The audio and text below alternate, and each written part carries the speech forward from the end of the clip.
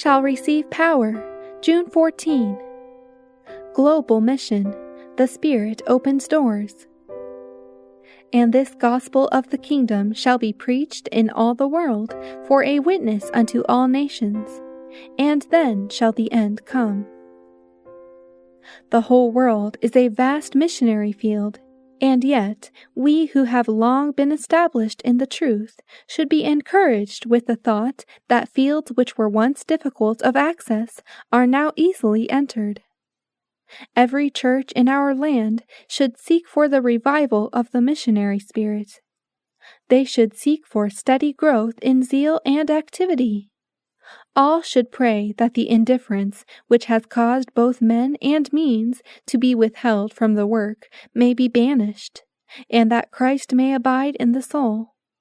For our sake he became poor, that we through his poverty might be made rich. The office work of the Holy Spirit is to convince of sin, and I know that it is a sin for any one of us to be indifferent now. As we look around at the different fields that have been entered, we are led to inquire, what hath God wrought? What more could he have done for his vineyard than he has done? God has made provision to supply his rich grace, to give divine power for the performance of his work. Nothing is wanting on the part of God.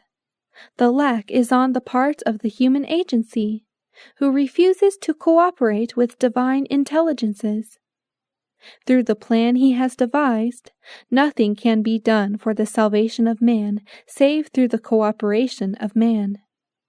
Sinners who have been blessed with light and evidence, who know that through grace that can be supplied to them, they may meet the conditions upon which salvation is promised, and yet who decline to make the attempt, have but themselves to blame for their own destruction. We feel that of such it may be said that Christ has died for them in vain. But who is to blame for the loss of souls who know not God, and who have had no opportunity for hearing the reasons of our faith? What obligation rests upon the Church in reference to a world that is perishing without the gospel?